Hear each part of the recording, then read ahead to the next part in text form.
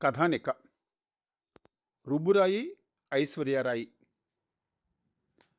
అబ్బునాథానికి ఇప్పుడు సమస్య వచ్చి పడింది. సుబ్బలక్ష్మి ఇలాంటి తగు ఏదో తెస్తుందని అనుమానిస్తూనే ఉన్నాడు. కానీ అది ఎంత తొందరగా వచ్చేస్తుందని మాత్రం ఊహించలేకపోయాడు. తాము 2 నెలల క్రితం అద్దెకి దిగిన ఈ ఇంటి వెనుక వసారా సైడు గోడకి ఒక కిటికీ ఉంది. దానికి 10 అడుగుల అవతల పక్కింటి మేడ ఉంది.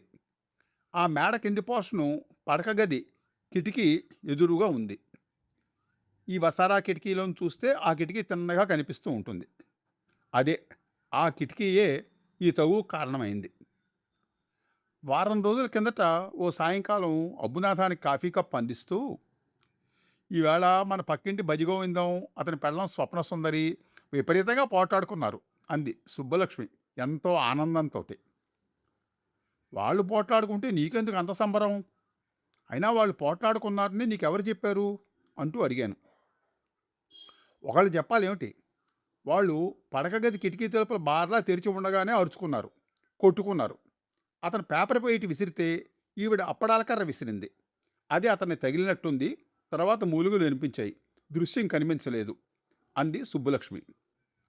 సుబ్బలక్ష్మి తన ముఖంలోని భావప్రకటన ఏమాత్రం మార్చకుండా ముక్తాయిస్తూ ఉంటే అబ్బునాథం గుండె గొతుక్కుమంది. ఎందుకంటే ఆమె నోట్లో నువ్వు గింజ నానదు. ఈ సంగతి వేరెవరి దగ్గరైనా నోరు జారితే లేనిపోని తంట అని భయపడ్డాడు. సరేలే, అవన్నీ మనకెందుకు అని తేలిగ్గా అంటూ, ఆ కిటికీ తలుపులు మూసేయకూడదు అంటూ కాస్త చిరాకు ప్రదర్శించాడు. ఎందుకు మూసేయాలి? అవతలకు చూస్తూ ఉంటే నాకు కొంత కాలక్షేపం అవుతోంది. అందువలన వాటిని మూసే ప్రసక్తే లేదు అంటూ ఖరాఖండిగా చెప్పేసింది సుబ్బలక్ష్మి. అయితే వాటిని మూసేయకపోవటం వలన వచ్చే నష్టం ఏమిటో, కష్టం ఏమిటో ఇదిగో ఈరోజు సాయంకాలం ఆవిడ కూరలు తీసుకురావడానికి రైతు బజారుకు వెళ్ళిపోయిన సమయంలో పూర్తిగా అర్థమైపోయింది అబ్బునాథానికి. మా ఇష్టం అండి, మా ఇష్టం వచ్చినట్టు పోటాడుకుంటాం, అరుచుకుంటాం, కరుచుకుంటాం. అది నా పెళ్ళాం, నేను దాని మొగుణ్ణి. మధ్యన మీకెందుకు, ఆహా మీకెందుకు అంట అని అరుస్తూ పక్కింటి బజిగోవిందం గారు డ్రాయింగ్ రూమ్లోకి దూసుకొచ్చారు. అబ్బునాథానికి విషయం అర్థం కాక కొంతసేపు గుడ్లు అప్పగించి చూస్తూ ఉండిపోతే, అలా బెల్లం కొట్టిన రాయిలా ఉండిపోయారే, ముందు నాకు సమాధానం చెప్పండి అంటూ డ్యాన్స్ కట్టాడాయన. ఏమైందండి, అసలు విషయం చెప్పండి, అలా కూర్చోండి అంటూ సముదాయించబోయాడు అబ్బునాథం. నేను మీతో వియ్యవంతడానికి రాలేదు, విషయం తేల్చుకోవడానికి వచ్చాను అంటూ మరింత రెచ్చిపోయాడాయన. అసలు సంగతి చెప్పండి అంటూ మరింత గట్టిగా విసుక్కున్నాడు అబ్బునాథం. ఆ మధ్య నేను మా ఆవిడ పోట్లాడుకున్నాం. ఆ మధ్య ఏమిటి, ఈ మధ్య కూడా పోట్లాడుకున్నాం. నిజమే. అంత మాత్రం చేత మా వెనకింటి పిడతమొహం మీనాక్షమ్మ మమ్మల్ని ఎగతాళి చేస్తూ మాట్లాడుతుందా? ఆ? మీ ఇంటి వెనక పిడతమొహం మీనాక్షి మిమ్మల్ని ఎద్దేవా చేస్తే మా ఇంటికి వచ్చి గిందుతారు ఎందుకండి? దాని ఇంటికి వెళ్ళి ఎంతండి. అక్కడికే వస్తున్నానయ్యా. మేము పోట్లాడుకున్న సంగతి మీనాక్షమ్మకి ఆ పక్కింటి నూకాలమ్మ చెప్పిందట. నూకాలమ్మకి వెనక వీధి చివరి మేడ రుబ్బురోలు పత్రం రుక్మిణమ్మ చెప్పిందట. ఆ రుక్మిణమ్మకి మెల్లకను టీచర్ భారతమ్మ చెప్పింది. ఆ భారతమ్మ మీ ఆవిడికి చెప్పిందట. అది కనెక్షను. అర్థమైందా తమరికి? ఇది ఏమన్నా న్యాయంగా ఉందా? ఆహా, న్యాయంగా ఉందా అంటూ ఆయాసం తీర్చుకునేందుకు మాట రాపాడు భజగోవిందం. అతను ఎలా సర్ది చెప్పాలా అని అనుకుంటూ ఉంటే ఆపద్బాంధవుడిలాగా ప్రాణమిత్రుడు కాలజ్ఞానం వచ్చాడు. వాడు వస్తూనే 2 చేతులు ఎత్తి భజగోవిందానికి నమస్కరిస్తూ, శ్రీ శ్రీ శ్రీ పోతులూరి వీరబ్రహ్మేంద్రాయ నమః.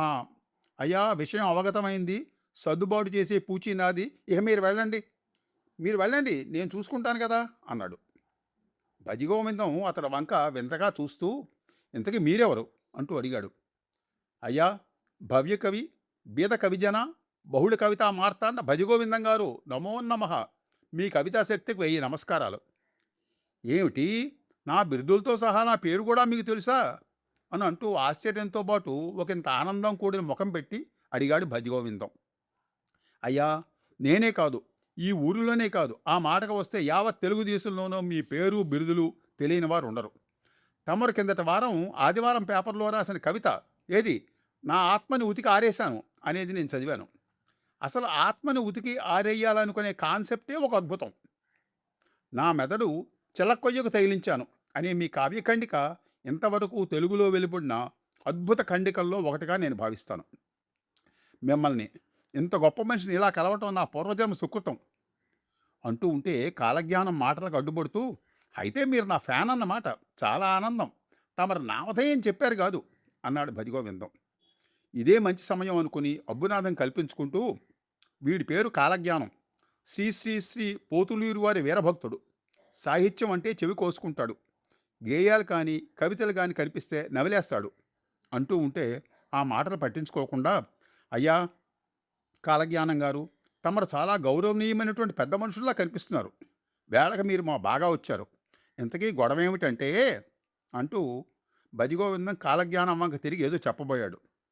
అయ్యా తమరు వేరే చెప్పాలా? మీరు చెబుతున్నది ఈ వీధి చివరి దాకా స్పష్టంగా వినిపిస్తోంది. అంతా విన్నాను, అర్థమైంది. ఈ అర్భకుడు అబ్బునాథం నా స్నేహితుడు. నేను వీడికి చివాట్లు పెడతాను. మీలాంటి మహారచయితలు ఇలాంటి సిల్లీ విషయాల మీద అమూల్యమైనటువంటి తమ కాలం వృధా చేయటం నా వంటి మీ అభిమానులకు ఎంతో వేదన కలిగిస్తుంది. అది మీ కొత్త పుస్తకం ఏమిటది? చీకట్లో చిందులు. చీకట్లో చిందులకి ఈ ఏడాది కేంద్ర సాహిత్య అకాడమీ బహుమతి రావాలి. రాకపోతే నేనే స్వయంగా వెళ్ళి ఢిల్లీ అకాడమీ ఆఫీస్ ముందు నిరాహార దీక్ష ప్రకటిస్తాను అని అన్నాడు కాలజ్ఞానం ఎంతో వినయంగా నమస్కరిస్తూ. ఆహా, నేడు చాలా సుదినం. మీరు తీరికైనప్పుడు మా ఇంటికి వస్తే నా రచనలన్నీ నా ఆటోగ్రాఫ్తో సహా మీకు ఇస్తాను అన్నాడు భజగోవిందం. అది నా భాగ్యం. మీరు వెళ్ళండి. నేను వీడికి వీడి భార్యకి గడ్డి పెడతాను. సరేనా? నా మాట నమ్మండి అన్నాడు కాలజ్ఞానం. సరే, తమరి మాట మీద వెళ్ళిపోతున్నాను. వాళ్ళిద్దరికీ గట్టిగా బుద్ధి చెప్పండి అంటూ అబ్బునాథం వంక కొరకొరా చూస్తూ బయటికి కదిలిపోయాడు. అలా భజగోవిందం నిష్క్రమించటమే తర్వాయి అబ్బునాథం కాలజ్ఞానాన్ని బలంగా కౌగిలించేసుకున్నాడు. ఒరే కాలం, నువ్వు వేళకు రాకపోయి ఉంటే వాడు నన్ను పెప్పర్మెంట్ బిళ్ళలాగా చప్పరించేసి ఉండేవాడురా. నీకు చాలా థ్యాంక్స్ రా అంటూ ఆనందపడిపోయాడు.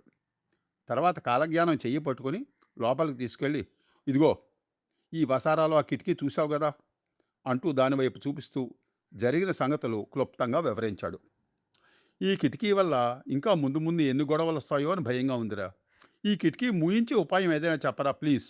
చచ్చిన ఇంట పుడతాను అంటూ బతిమలాడు.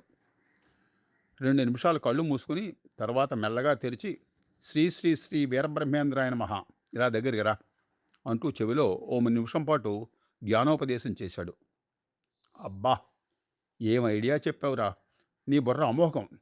అమెరికాలో అమ్మేస్తే $5 బిలియన్ కొంటారు అంటూ కాలజ్ఞానాన్ని ఎత్తి పట్టుకుని గాలిలో గిరగరా తిప్పటానికి విఫల ప్రయత్నం చేశాడు.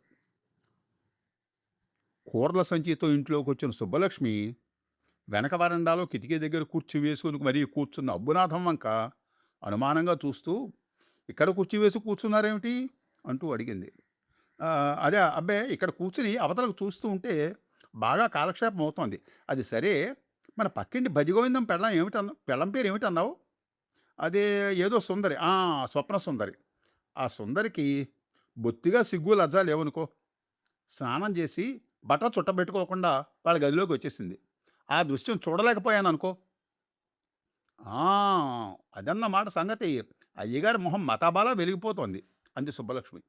వెలిగిపోవటం ఏంట నా బొంద, సిగ్గుతో చచ్చిపోతూ ఉంటాను. అది సరే, నీ గుర్తుందా? 2 నెలల క్రితం మనం ఇంటిలో దిగినప్పుడు సుందరి వాడిపోయిన తోటకూరకాడలా ఉండేది. ఇప్పుడు పెరుగు తోటకూరలాగా బొద్దుగా తయారైంది అన్నాడు కిటికీ వైపు దొంగచూపులు చూస్తూ. తోటకూర కాడో గోంగూర కాడో తర్వాత వన్నిద్దరు కానీ, స్వప్నసుందరి సాయంకాలం స్నానం అయింది కదా, ఇక తమరు కూడా సాయంకాలం స్నానానికి దయచేయండి అంది సుబ్బలక్ష్మి వెటకారంగా. అదే నువ్వు వచ్చాక వెళదామని ఇక్కడ కూర్చున్నాను అంటూ కిటికీని వదలలేనట్లు చూస్తూ తువ్వాలు తీసుకుని బాత్రూమ్ వంక సాగిపోయాడు అబ్బునాథం. మరునాడు సాయంకాలం ఆఫీసు నుంచి తిరిగి వచ్చిన అబ్బునాథానికి వెనక వసారాలో కిటికీ కనపడలేదు. దాని మీద ఒక పెద్ద ప్లైవుడ్ చెక్క దగ్గొట్టబడి ఉంది. మనసు ఆనందంతో నిండిపోయింది. కానీ దాన్ని బయటకు ప్రకటించకుండా భార్య వంక బేలచూపులు చూస్తూ, ఇదేమిటి కిటికీ ముంచేసామే అంటూ అడిగాడు. మీరు ఆఫీస్కి వెళ్ళాక చావల రమణయ్య సిద్ధాంతి గారు వచ్చారు మన ఇంటికి. ఇలా ఈ వైపుని కిటికీ ఉంటే వాస్తు ప్రకారం మంచిది కాదట. భార్యాభర్తల తగులకు కారణం అవుతుందట.